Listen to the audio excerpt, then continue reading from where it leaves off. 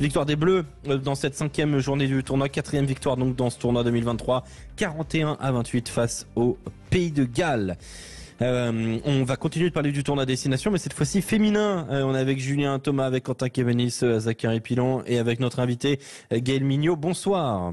Bonsoir. Sélectionneur de l'équipe de France, toute nouvelle sélectionneur de l'équipe de France.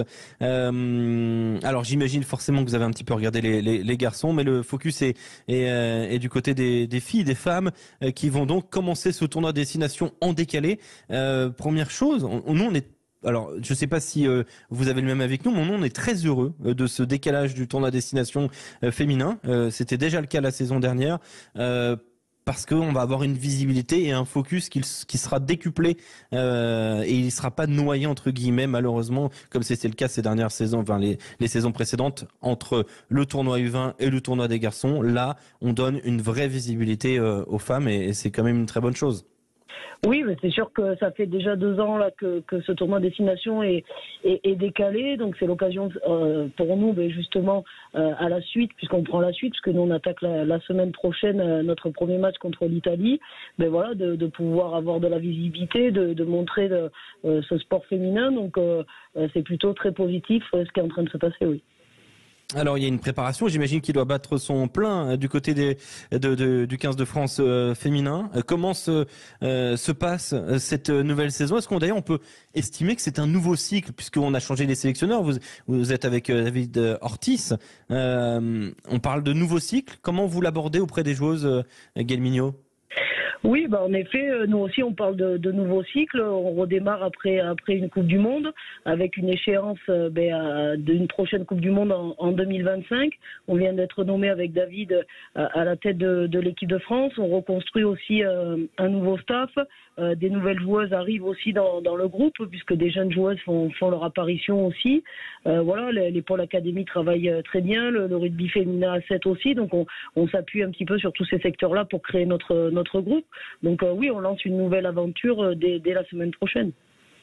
Ouais, cette aventure avec donc 2 matchs à domicile, hein, comme pour tout le monde. Ce sera face à l'Écosse et face au Pays de Galles. Ce sera à la fois à la Rabine et puis un autre du côté de Grenoble. Des lieux qui sont très identifiés d'ailleurs et que vous avez l'habitude de fréquenter et qui sont déjà pleins à guichet fermé. Hein. La popularité de ce 15 de France féminin est établie et elle se confirme.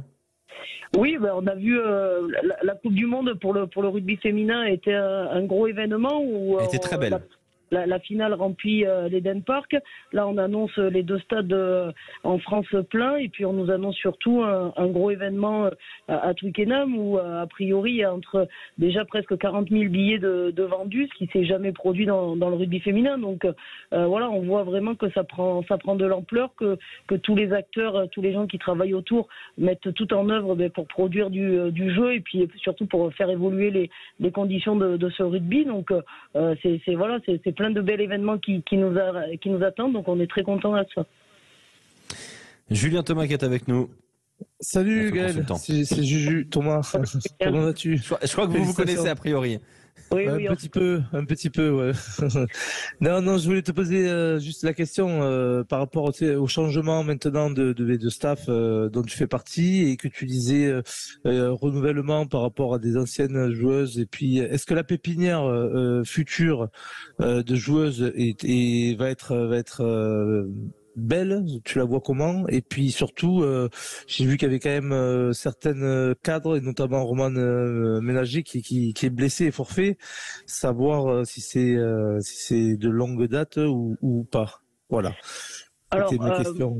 Oui. Alors, forcément, il y a des cadres qui ont arrêté après la Coupe du Monde, donc c'est pour ça qu'aussi on parle de nouveaux cycles. Il y a de nouvelles joueuses qui arrivent. Aujourd'hui, les pôles académie font vraiment un travail remarquable puisque on a des joueuses qui ont 18 ans à peine, qui nous rejoignent dans ce groupe France, qui déjà sont prêtes techniquement et physiquement aussi. Donc voilà, ça met un peu de concurrence sur toutes les lignes et c'est très positif pour nous parce que c'est aussi ce qu'on recherche, mettre les filles en concurrence pour que tout le monde aille chercher le meilleur d'elle-même. Voilà. Et puis après, oui, le cas de Romane, pour l'instant, est forfait, en tout cas pour ce premier bloc. On lui souhaite le meilleur pour revenir. Et puis nous, on va se servir de ça. Ça fait partie de l'aventure humaine. Voilà. Malheureusement, le rugby fait que de temps en temps, il y a des petites blessures. Et ça laissera la chance à d'autres personnes de pouvoir s'exprimer. Et d'ailleurs, c'était Nefele, qui est une joueuse des Amazones de Grenoble, qui a été appelée pour suppléer Romane Ménager. Dans vos choix que vous avez fait avec David Ortiz et Gaël Mignot, vous avez fait le choix d'Audrey Forlani comme capitaine en lieu et place de Gaël Hermet, avec une notion qui est intéressante, c'est la notion du travail, parce que c'est une joueuse qui a travaillé pour en arriver là. Elle n'a pas été présente dans le squad de la Coupe du Monde ces derniers mois. Elle revient avec ce statut de capitaine. On sait que le talent, il y est dans cette équipe de France, dans le réservoir des Bleus. Est-ce que justement, cette notion de travail et votre choix de capitaine va se retrouver aussi comme un des principes directeurs de ce projet sur les 3 prochaines années et demie ?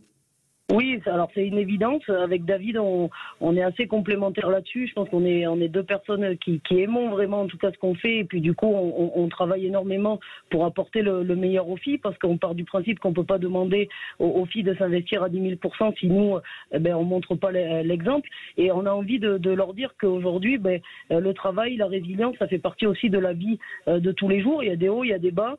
On sort d'une Coupe du Monde où le résultat n'est pas ce qu'on attendait réellement. On souhaitait aller chercher ce titre. Aujourd'hui, on l'a pas gagné, on fait 3e. Donc, il faut se remettre au travail. C'est-à-dire qu'il y a des choses qui n'ont pas fonctionné et on a envie surtout de les amener là-dedans. Et c'est grâce au travail, en tout cas, on pense qu'on y arrivera. Et Audrey représente tout à fait ça. Elle part pas à la Coupe du Monde. Ça fait partie de choix sportifs, de choix à un instant T. Mais derrière, elle a redoublé d'efforts. Et puis aujourd'hui, elle est plus que présente dans le championnat. Donc, elle est l'image parfaite de ce que l'on recherche pour cette identité. Justement, l'objectif à la Coupe du Monde, c'était la victoire finale. Est-ce que vous avez annoncé un objectif comptable à vos joueuses là pour ce tournoi à destination 2023 ? Alors pour le tournoi destination, on n'a pas annoncé d'objectif comptable. Ce qu'on souhaite réellement, c'est instaurer des bases solides de notre projet. Donc on a fixé des objectifs sur le jeu, par bloc de travail. Là, on a 2 matchs à l'extérieur qui nous attendent. Un premier match en Italie qui va être très difficile à négocier, puis un deuxième match en Irlande.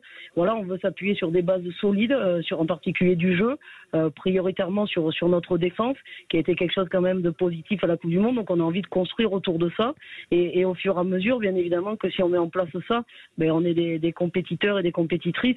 On espère que les résultats seront là, mais la priorité c'est de bien ancrer le projet, de construire des bases solides, parce que l'objectif il est vraiment aussi à long terme, à 2025. Et bien évidemment, pour y arriver, il faudra gagner des tournois, mais on va construire. 2 dernières questions, Gaël Mignot. La première pour moi, puis après Julien Thomas. On a vu malheureusement 2 équipes être en très grande difficulté au point de faire des forfaits cette année dans le championnat de France, élite notamment, l'Aviron Bayonnais, puis le club de Chili-Mazarin qu'on salue. Vous le disiez il y a quelques instants que les pôles fédéraux, que la construction, la formation des joueuses dans ces pôles-là était excellente. Comment expliquer que le passage vers le championnat élite, qui est le plus haut championnat en France, est difficile et qu'on n'arrive pas à avoir des situations pérennes pour tous les clubs ? Qu'est-ce qui manque aujourd'hui pour avoir un championnat qui tient la route, alors qu'en Angleterre c'est déjà le cas ? Aujourd'hui, c'est vrai que sur ce championnat, on est en construction, ça bouge un petit peu tous les ans. Le format n'a pas été encore défini optimal. Il y a des joueuses qui sont en formation, les équipes prennent aussi le pas, les structures aussi. Je pense que tous les clubs sont en train de redoubler d'efforts pour se structurer le mieux possible, et puis certains mettre un peu plus de temps que d'autres malheureusement. Mais je pense qu'on est tous conscients qu'aujourd'hui, on doit faire quelque chose et travailler tous ensemble, et c'est ce qui est en train de se faire. On réunit tous les acteurs autour de la table pour mettre toutes les choses en œuvre et pour éviter justement qu'on ait des situations comme ça qui se reproduisent. Julien Thomas, la dernière question. Oui, c'est pour ça que je rebondis, Gaël. C'est par rapport, je vous ai vu, je vous vois par rapport aux joueuses même à Montpellier. Franchement, je vous admire parce que vous travaillez, vous avez un job, vous faites. Montpellier qui fait partie des clubs qui travaillent ultra bien auprès des ultra filles, bien, hein. bien sûr. Et Safin Ndiaye y est aussi pour beaucoup.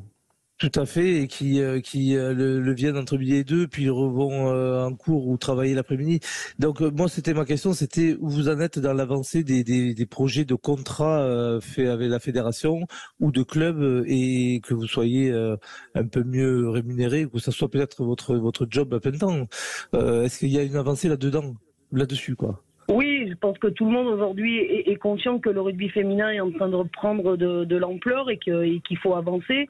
Voilà. Après, on veut aussi bien structurer, à l'image un peu de notre projet, bien structurer les choses, pas partir un petit peu dans tous les sens. La fédération a mis en place des contrats pour des joueuses. On a 32 joueuses aujourd'hui pour le rugby à 15 qui sont sous contrat et qui fournissent les clubs de l'élite. Aujourd'hui, les clubs par la fédération. Oui, par la fédération. Aujourd'hui, les clubs se structurent de plus en plus. Il y a un cahier des charges qui est en train de se construire pour que les clubs qui s'inscrivent dans l'élite puissent être structurés en termes de personnes ressources.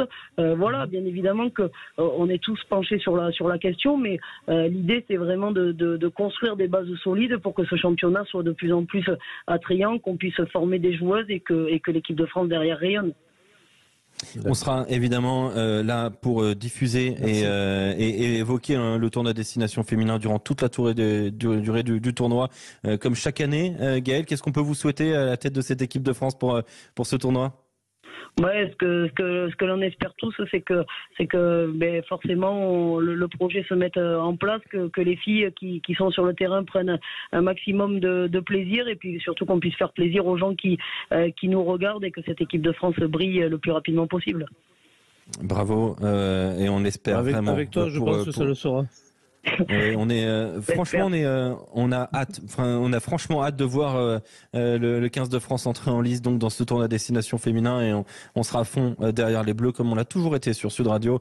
Merci beaucoup Gaël Mignot d'avoir été avec nous. Merci à Clément pour la mise en relation, et on est très heureux, et on espère qu'il y aura de très belles fêtes, notamment à Twickenham. Franchement, si vous pouvez gagner à Twickenham, on sera pas contre un Gaël. Hein. On sera même un petit 53-10. Je dis ça, attention. Je veux pas mettre la pression. Hein. Ouais, on verra. Mais si on peut battre les Anglais, vous savez, on est toujours d'accord. Il n'y a qu'aujourd'hui, on a un petit peu anglais. Du côté des garçons, on espère que l'Angleterre va battre l'Irlande. On reprend d'ailleurs le fil du match dans un instant sur Sud Radio. Merci à Gaël Mignot, sélectionneur de l'équipe de France, d'avoir été avec nous.